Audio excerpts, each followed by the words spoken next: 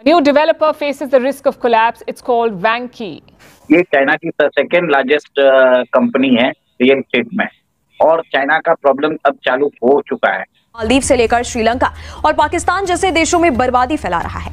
वहीं दूसरी ओर ऐसा करके उसकी खुद की हालत भी खस्ता हो चुकी है और अब वो भारत के सामने भी शायद ही टिक पाए। अब कंगले के साथ में जो मिलेगा उसका भी वही हाल होगा, ये बिल्कुल पक्की बात है। यानी भारत के साथ जो भी पंगे कर रहा है उसका क्या हाल हो रहा है आप सबके सामने है। यहाँ तक कि जो बिग डैडी है यानी चीन, उसका भी हाल आपने देखा। अब लेटेस्ट ये है साहब, लेकिन कंपनी ही नीचे आ जाए और वो भी नीचे इतनी आ जाए कि अब वो उठ ना पाए।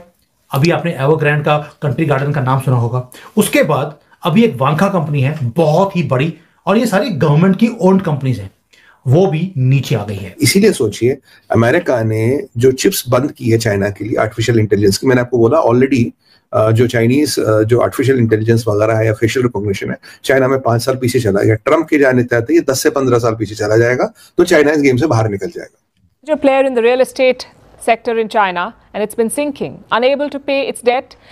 चाइना का जो है चाइना का ये जो है $6 ट्रिलियन का जो रियल एस्टेट बबल है, ये चाइना का 18 ट्रिलियन वाला, जो अगर इसके अंदर कोई डिफॉल्ट आते हैं तो कितना बड़ा ये डेप्ट है।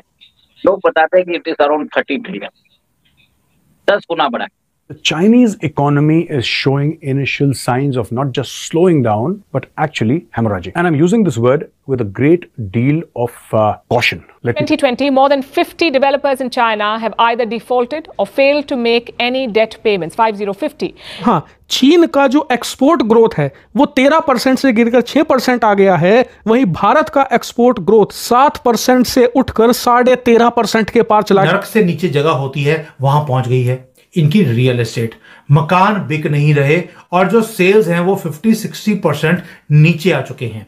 जो प्राइसेस हैं वो भी नीचे आ रहे हैं। और भाई प्राइसेस नीचे आना, सेल्स नीचे आना तो समझ आती है, लेकिन कंपनी ही नीचे आ जाए और वो भी नीचे इतनी आ जाए कि अब वो उठ ना पाए। अभी आपने एवरग्रैंड का कंट्री गार्डन का नाम सुना होगा। उसके बाद अभी एक वांका कंपनी है बहुत ही बड़ी, और ये सारी गवर्नमेंट की ओन्ड कंपनीज हैं, वो भी नीचे आ गई है। साहब एक बहुत बड़ी खबर चाइना में आज और आ गई कि अगर किसी ने चाइना में बैठकर चाइनीज इकोनॉमी के बारे में गंद डाला कि भाई चल नहीं रहा, रियल एस्टेट नीचे आ गई है, तो उसकी किडनियां निकाल दी जाए। आज ही गवर्नमेंट की तरफ से यह रेगुलेशन निकला है। अगर सिंपल क्वेश्चन है, अगर सब कुछ ठीक है तो इतना डर क्यों कि अगर इंफॉर्मेशन बाहर चली गई कि चाइना की इकोनॉमी ठीक नहीं है, रियल एस्टेट की मार्केट डाउन आ रही है, तो किडनी निकालने की इनको जरूरत क्या पड़ गई? जी, अभी एक न्यूज आई थी जो मैंने देखा था कि वांके ग्रुप जो चाइना की सेकेंड लार्जेस्ट प्रॉपर्टी डेवलपर और कंस्ट्रक्शन फर्म है, उसका डेप्ट है अराउंड $200 बिलियन। और जैसे अगर बैंक्रप्सी से पहले जो सिग्नल्स आते हैं कि कोई कंपनी अपने क्रेडिटर्स को दे नहीं पाती अपना पैसा, इंटरेस्ट सर्विस नहीं कर पाती, अपने वेंडर्स को पैसा नहीं दे पाती, उसके जो सेल्स डाउन हो रहे हैं और उसके प्रॉफिट डाउन हो रहे हैं, और वो अपना घर 50% 40% कम दाम पे बेच रहे हैं, और यहाँ तक भी अगर देखा जाए कि कूपन बॉन्ड्स जो उनके इंटरनेशनल मार्केट्स में उसके भी दाम गिर रहे हैं, तो इसका मतलब ये है कि कहीं ना कहीं जल्दी से ये बैंक्रप्सी की ओर जा रही है। ये चाइना की सेकेंड लार्जेस्ट कंपनी है रियल एस्टेट में, और चाइना का प्रॉब्लम अब चालू हो चुका है, और मेरे हिसाब से चाइनीज सबप्राइम क्राइसिस आने वाला है, वेरी सून आने वाला है। सर, आपको एक चीज ध्यान रखना पड़ेगा कि चाइना की इकोनॉमी बताते हैं $18 ट्रिलियन की है, उसमें जीडीपी रियलिटी सेक्टर का कंट्रीब्यूशन है 30%। तो सोच लीजिए $5.4 ट्रिलियन की उनकी अगर अनुमान लगाए तो $5.4 ट्रिलियन से $6 ट्रिलियन का उनका रियल एस्टेट मार्केट है। सर, उसमें ऐसा है कि हर साल रियल एस्टेट डेवलपर फर्म्स आप बैंक्रप्सी फाइल कर रहे हैं। 2020 में 408 डेवलपर्स ने फाइल किया था बैंक्रप्सी में, 2021 में 343 डेवलपर्स ने बैंक्रप्सी के लिए फाइल किया था, 2022 में 308 ने फाइल किया था, और लास्ट ईयर 230 डेवलपर्स ने फाइल किया। सर, इसका मतलब ये है जो प्रोजेक्ट है वो अधर में लटके हुए हैं, उसको कंप्लीट नहीं कर पा रहे हैं। चाइना का डेटा के बारे में वो जैसे आपने बताया कि डेटा आता नहीं है बाहर, लोग एस्टिमेशन लगाते हैं और वो बहुत ही कंजर्वेटिव होता है, ठीक है। और चाइनीज सबप्राइम प्राइसेस कितना है किसी को समझ में नहीं आ रहा। आपको एक पर्सपेक्टिव में बता दूं, 2008 में जो यूएस सबप्राइम प्राइसेस था, इट वाज अराउंड $3.2 ट्रिलियन, ठीक है। पर यूएस की इकोनॉमी थी $15 ट्रिलियन की उस समय।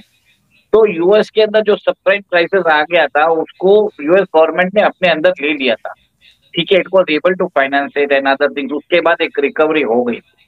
सर चाइना का जो है चाइना का ये जो है $6 ट्रिलियन का जो रियल एस्टेट बबल है, ये चाइना का 18 ट्रिलियन वाला, जो अगर इसके अंदर कोई डिफॉल्ट आते हैं तो कितना बड़ा ये डेप्थ है। लोग बताते हैं कि इट इज अराउंड 30 ट्रिलियन, 10 गुना बड़ा है। मतलब इतना डेप्थ इन्होंने बना के रखा है कि लोगों को समझ में नहीं आ रहा। और चाइनीज इकोनॉमी है $18 ट्रिलियन की। सर ये सब पूरा एस्टिमेट का गेम है, इसका कोई ऑफिशियल डेटा नहीं। सर चाइना का जो है चाइना का ये जो है $6 ट्रिलियन का जो रियल एस्टेट बबल है, ये चाइना का 18 ट्रिलियन वाला, जो अगर इसके अंदर कोई डिफॉल्ट आते हैं तो कितना बड़ा ये डेप्थ है। लोग बताते हैं कि इट इज अराउंड 30 ट्रिलियन, 10 गुना बड़ा है। मतलब इतना डेप्थ इन्होंने बना के रखा है कि लोगों को समझ में नहीं आ रहा। और चाइनीज इकोनॉमी है $18 ट्रिलियन की। सर ये सब पूरा एस्टिमेट का गेम है, इसका कोई ऑफिशियल डेटा नहीं। People have just estimated based on some parameter, ठीक है।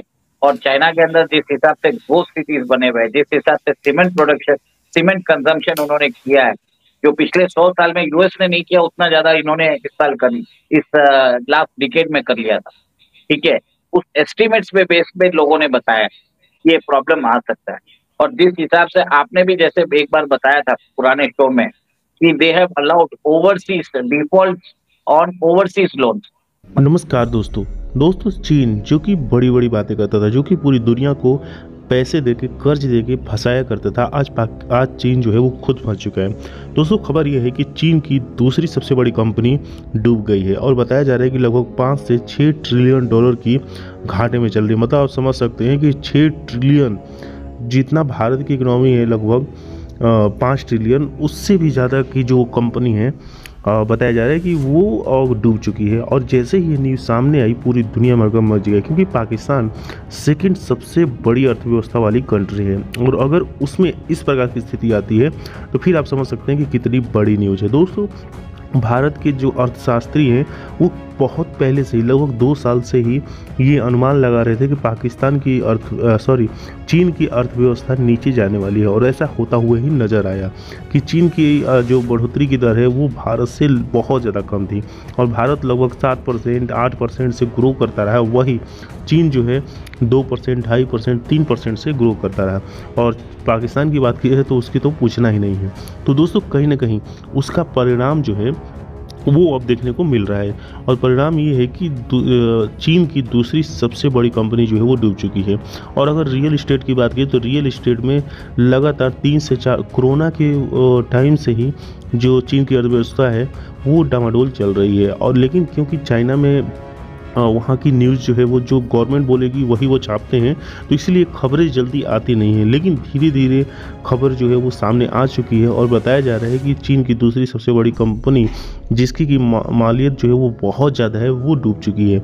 और इसको उभारने के लिए, क्योंकि ये चीन की सरकारी गवर्नमेंट है, सरकारी कंपनी है, ऐसा भी नहीं प्राइवेट है तो कोई प्रॉब्लम नहीं है। गवर्नमेंटेड जितने भी कंपनीज हैं जो कि डूब रही हैं, जो कि घाटे में चल रही हैं, वो सब गवर्नमेंटेड हैं। और यही जो है वो कहीं ना कहीं चीन के लिए बड़ी चिंता की बात है। लेकिन वही भारत जो है वो इस अवसर का काफ़ी ज़्यादा फ़ायदा उठा रहा है, क्योंकि आपने देखा होगा कि जितनी अमेरिका की या फिर और भी जो दुनिया की कंपनियां हैं वो चाइना से निकलकर भारत की ओर बढ़ी, जिससे भारत में अर्थव्यवस्था जो है वो लगातार ग्रोथ की ओर गया। और चीन जो कि अर्थव्यवस्था उसकी बहुत ज़्यादा ताकतवर हो चुकी है, उसकी अर्थव्यवस्था में काफ़ी ज़्यादा कमी देखने को मिला। और यही वजह था कि जो भारत की अर्थव्यवस्था जो है वो इतनी तेज़ी से बढ़ी, क्योंकि दुनिया की कंपनी है जो कि चीन से निकली वो भारत ही आई। लगभग 70% जो कंपनियाँ हैं वो भारत आई और 30% जो कंपनियाँ हैं वो दुनिया के दूसरे देशों में गई, क्योंकि भारत एक ऐसी बड़ी मंडी है चीन के बाद चीन की बात किया, अब तो भारत की जो जनसंख्या है वो चीन से भी ज़्यादा हो चुकी है। मतलब आप समझ सकते हैं कि यहाँ पर हर चीज़ जो हर कंपनियों के लिए जो है वो यहाँ पे फ़ायदे का सौदा है, और इसीलिए पूरी दुनिया की कंपनियाँ भारत में आना चाहती हैं, और इसलिए भारत की जो ग्रोथ रेट है वो भी काफ़ी ज़्यादा बढ़ गया है। तो दोस्तों बस आज के वीडियो में इतना ही। वीडियो अच्छी तो वीडियो को लाइक और चैनल को भी सब्सक्राइब कर लीजिएगा।